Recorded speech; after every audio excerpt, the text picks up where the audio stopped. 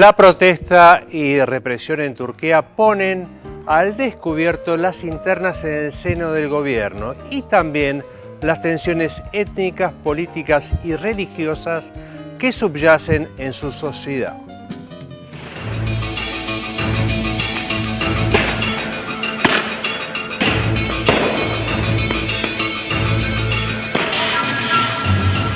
La cruenta represión a una protesta contra la construcción de un centro comercial en un parque cercano a la histórica Plaza Taksim, en pleno centro de Estambul, desató una ola de multitudinarias manifestaciones en Turquía. Con cientos de heridos y detenidos y al menos 3 muertos, la violenta actuación policial contra los ocupantes del parque Gezi provocó que una verdadera marea humana tomara las calles de Estambul, Ankara y otras ciudades turcas, exigiendo el fin del autoritarismo y en particular la renuncia del primer ministro Recep Tayyip Erdogan, del Partido de la Justicia y el Desarrollo, una agrupación de centro-derecha con raíces islamitas. El premier culpó de las protestas a elementos extremistas y al principal partido de la oposición, el Partido Republicano Popular, justificando el accionar policial. Sin embargo, en las calles, los manifestantes insisten en el carácter no partidista y espontáneo de la revuelta, apoyada por uno de los principales sindicatos turcos con una huelga general de 2 días. El eslogan principal presente en las manifestaciones y en las redes sociales es: "Todos somos hijos de Atatürk, el héroe nacional, a quien se considera el padre de la Turquía moderna", haciendo referencia al carácter laico de la nación turca y a la impronta autoritaria del primer ministro Erdogan, impulsor de una islamización progresiva como la reciente prohibición de vender bebidas alcohólicas, la intención de prohibir el aborto o la construcción de una mezquita gigante en Estambul, además de un férreo control sobre los medios de comunicación opositores. También la pretensión de Erdogan de reformar la Constitución para pasar de un sistema parlamentario a uno presidencialista. Además de los muertos, los más de 4.000 heridos y 3.300 detenidos, la crisis dejó al descubierto las internas en el seno del gobierno turco. En calidad de primer ministro en funciones, debido a la ausencia de Erdogan de viaje oficial por África y tras reunirse con el presidente de la República, Abdullah Gül, el viceprimer ministro Bülent Arınç pidió disculpas por las agresiones policiales contra los manifestantes que participaron en las primeras protestas en el parque Gezi, calificando su reacción como legítima, lógica y correcta e invitándolos a un encuentro para atender sus demandas. Por su parte, el presidente Abdullah Gül pidió contención a las partes y dijo que la democracia no consiste solo en votar. Las palabras del jefe de Estado contrastan con la dureza de Erdogan, quien considera que sus 3 victorias electorales consecutivas y su mayoría parlamentaria le permiten tomar decisiones sin consultar a otros partidos o a la ciudadanía. Considerada hasta ahora como un enclave de seguridad en una zona de transición entre Europa y Asia, el mundo mira con atención el desarrollo de los acontecimientos en Turquía, que revelan a un público global las tensiones étnicas, políticas y religiosas que subyacen en la sociedad turca.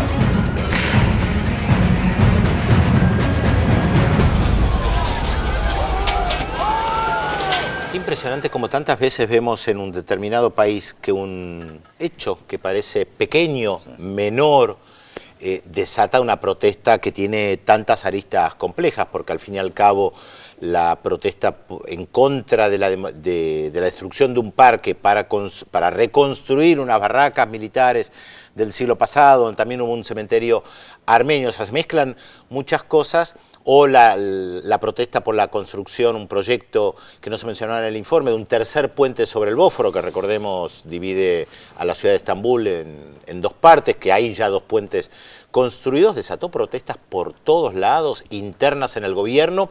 El primer ministro Erdogan, que estaba de gira, aprovecha al viceprimer ministro para encontrarse con la gente que es la plataforma Taksim, los que defienden el parque. Vuelve Erdogan otra vez con los botines de punta diciendo vamos a avanzar, y recula cuando los europeos y los norteamericanos lo acusan de dictador. Ahí recula, porque Turquía quiere ser parte de la Unión Europea y no puede darse el lujo de mostrarse como un Estado bárbaro, árabe, islámico, entre comillas, que reprime. Es interesante porque uno nunca sabe si hay un caldo de cultivo previo, es decir, si hay una situación donde la sociedad está como, aparece un elemento de tensión y explota, o como insinuó en el bloque anterior nuestro invitado Kachik Dergugasyan, de que había cierta intencionalidad, digamos, de este tipo de protestas y huelgas y tensiones que se generaron como por parte de Occidente, justamente para bajarle un poco la temperatura a Turquía en su incidencia en lo que está sucediendo en Siria. O sea, si es algo local o si también tiene una causa que es más regional, ¿no? A mí me parece sí que es local. Lo que pasa es que efectivamente hay tensiones entre sectores laicos y religiosos que son históricos. En Turquía, que tiene que ver con golpes militares. Es verdad que los sectores nacionalistas laicos de derecha que salieron a protestar se sumaron a las protestas que fueron comenzadas por grupos más ambientalistas, más ligados a sectores progresistas y de izquierda, que cada uno tiene su agenda. La izquierda tiene su agenda, los kurdos tienen su agenda de protesta con el gobierno, los nacionalistas laicos de derecha tienen su agenda, los militares tienen la suya para sacarse de encima a este gobierno islámico, que también tiene su propia agenda. Por eso el gobierno, cuando aparecen las protestas y se suman los partidos de derecha laico, dice inmediatamente, pero nosotros también queremos construir una gran mezquita en la Plaza Taksim. Claro. Un guiño hacia los sectores religiosos que dicen, ven, son los laicos que se oponen. Es que viene de larga data, como vos decís. Yo estuve 2 veces en Turquía y recuerdo que esa tensión entre los laicos, digamos, porque en 1923, cuando Atatürk hace esa gran modificación cultural al punto de que cambia el alfabeto, claro. Hay gente, yo hablaba con profesores turcos que me decían que, por ejemplo, hay muy poca gente que puede leer los documentos anteriores a 1923, porque les cambiaron el alfabeto. O sea, la grafía árabe la cambiaron. Solo especialistas conocen su propia historia anterior a 1923, nada menos que un pueblo como el Imperio Otomano, no estamos hablando de un pueblo joven. Y sin embargo hay solamente muy poca gente que puede revisar su pasado, es decir, que fue tan brutal ese corte en 1923, a partir del cual empezaron a ser laicos, entre comillas, más occidentalizados, que es como una vuelta de una cultura que trató de ser sumergida, sepultada, olvidada, y está como el inconsciente, ¿no? Que vuelve otra vez si uno lo trata de reprimir. Bueno, esto me parece que es un poco también parte de esta historia. Sí, además estos sectores laicos trataron de impedir a toda costa que este partido de gobierno, que ya está hace 11 años, pudiera acceder al poder. Los metieron presos varios años a los principales dirigentes del partido de gobierno. Ahora, ¿tiene que ver con la distinta lectura del trasfondo de la protesta, la distinta reacción que tuvieron, por ejemplo, el viceprimer ministro pidiendo disculpas, el presidente saliendo a pedir prudencia en las partes, mientras Erdogan viene y tiene una posición prácticamente arrogante, es decir, yo tengo todo el derecho de hacerlo, decidir qué es lo que se hace? Yo no lo sé, la verdad no sé qué internas hay entre estos personajes, pero el alcalde de Estambul hoy a la mañana dijo que se va a parar el proyecto, se encontró otra vez con los grupos ambientalistas, o la plataforma Taksim, como se lo llama, que vendría a ser una especie de Occupy Wall Street, que eran los que ocuparon el parque, para decir que está en contra de la demolición del parque. Ahora, las internas, la verdad yo no sé qué internas hay ahí. Bueno, las últimas novedades son que está calma la situación. Vamos a ver cómo sigue en los próximos días. ¿Tenemos mensajes? Algunos mensajes que tienen que ver con la incógnita. Olga de Lugano, que responde correctamente, igual que Guillermo de Boedo. Ahora sí, parece que la están sacando. Mónica de Mar del Plata. Susana ¿de dónde es?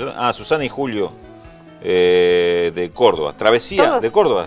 ¿Todos aciertan? Todos aciertan, además felicita por la entrevista. Disculpame, yo tengo muchos acá que no acertaron, que necesitan más ayuda. Para que esté del barrio. Jorge de Colegiales dice, excelente la entrevista con Ramón. Acá tengo Juana, Luisa, Domingo, Félix, que no aceptaron. Está bien, van más datos. Acá, su primera película como graduado fue El elemento del crimen, pero su mayor reconocimiento llega después con films como Rompiendo las olas, Bailando en la oscuridad, con la cantante islandesa Björk, y Los Idiotas, de 1998. ¿De quién estamos hablando? Pueden llamar al 0800-444-1777. Bueno, última oportunidad de llamar, Sí, porque sí. vamos al corte y ya volvemos ya con la última parte, el último bloque de este programa.